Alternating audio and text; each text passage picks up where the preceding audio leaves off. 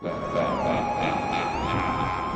everybody, I'm Star from the Horrorcat Super Show. I'm going to talk a little bit about Iron Lung. Now, there's a lot of things that, a lot of people are saying online, but I wanted to put my 2 cents into it um, with my experience of the whole thing. So let's get started. If you are not familiar with Iron Lung, it is a horror indie video game. It's a very minimalistic 8-bit looking game, and the film adaptation is created by Markiplier, who's a YouTuber, and this happens to be one of his favorite games. Now, I read that Markiplier has a fear of the water, as do I. And I think this is why this resonated with him and kind of resonated with me as well.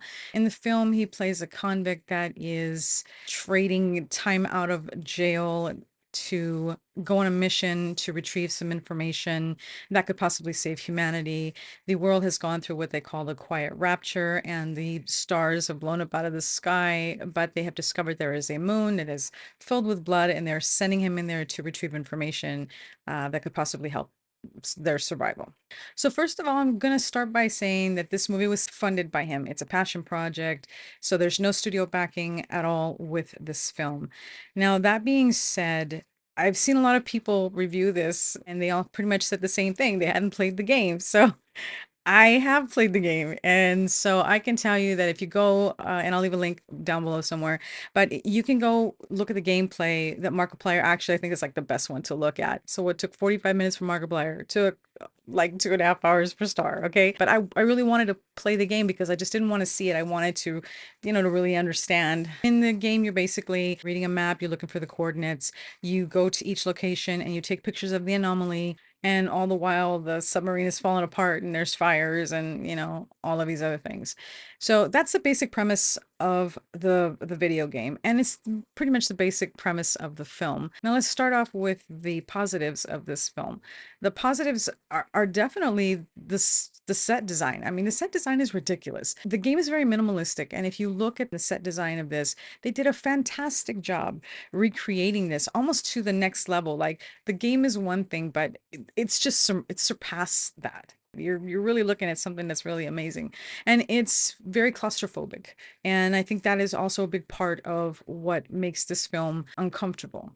The next thing is the sound design and the music, and both were created by Andrew Hulshult, who has done other popular video games, and I feel like his background is really what created that immersive feel for this film. It really creates a sense of dread, which is what you're feeling, the claustrophobia. If you're a person who gets claustrophobic, you are going to feel claustrophobic watching this film because he's in a very small, contained space that seems to get even smaller when he goes underground. I mean, there's a lot of things that could probably freak you out. He's in the water, you're hearing all of these sound effects really make you feel like you are there. And that is what's in the game. I mean, basically, you're hearing all the sounds and you're seeing all the things.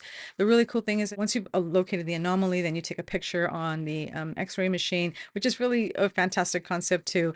And you get to see X-rays of what you're looking at. You collect all of them, and then the next thing that I kind of thought was cool, and I haven't heard a lot of people talk about it either, but this definitely is an Eldritch type of vibe. Lovecraft, cosmic horror, the stuff that you're x-raying, what you discover. But there's a lot of stuff in there I felt were very Lovecraftian. The madness takes over because you're in a location and you're going crazy. And I was feeling all that.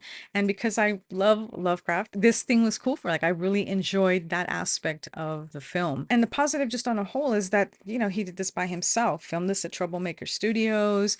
He had a team and a crew that he'd been working with for 3 years. Not everybody has a chance to do that. So I thought that was pretty kick-ass of him to be able to do that. Negatives. So there are a couple of negatives for me that weren't like deal breakers, but that is something we probably need to talk about. And one of them is definitely this film is too long. If you play the game, you understand that there is a patience aspect to this because you're looking at the coordinates and you're going back to the map and you're trying to move stuff around. And it almost, that's how it feels, but that is what's building the tension. That being said, I feel like there was other ways to do this where it wouldn't have really felt like you were playing the game. And I think that's what his intention was, but it didn't translate well from video game to film. This film is somewhere around 2 hours and 7 minutes. And I think really they probably could have cut quite a bit out. And really, I think that dragging of the pacing happens more in the first part of the film. In the second part, I feel that they kind of get a grasp of it and it starts to move. But there definitely is a part in the beginning where you're just kind of, and especially if you're not familiar with the game, you might not understand that that's how you build tension in the game. You're doing all these things in the game, and then it starts to build up, and then all these things start to happen, which is what happens in the film.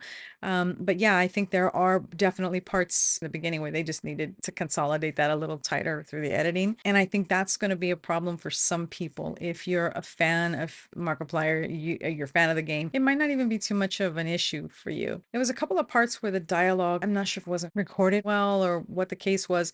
I had quite a bit of trouble hearing in the beginning what was actually going on. And the last thing I think I can say that was a kind of an issue is that I think that if you haven't played the game and you don't really know the lore, you might be lost. You might be confused. I heard people say they were confused. They didn't really understand what was going on. But when I was talking to my son about this, he made a great point. When you're playing a video game like that, you're discovering it for the first time. So you are going through all of that, not knowing anything. And that's just like when we read a book or we go see a film, we don't know anything about it.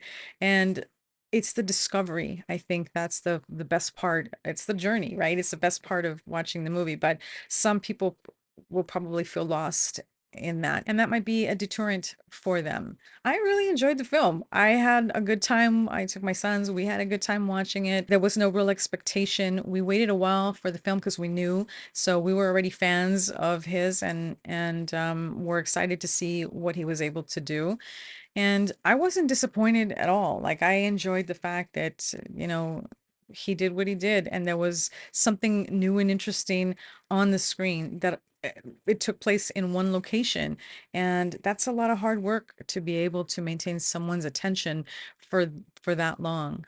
But I think I was just kind of blown away from like the set design because everything is really minimalistic, and then you see it come together and come to life, and you're like, man, you see, there's no reason why we have films that look the way they do. Like, everything should look that good. They took the time to do that, and they didn't have a huge Hollywood budget, right? So I think looking at it in that lens and the fact that, it's a horror movie, so, that's a cool thing. And I thought the ending was really cool in comparison to the game. Okay, so my quick rundown, 1 out of 10. I'm gonna give this a 7. I was entertained. This might not be something for everyone. Definitely, if you have played the game or you're a fan of Mark, I'm pretty sure you're gonna want to go see this film. Is someone gonna want to see this film if they don't have that kind of a background?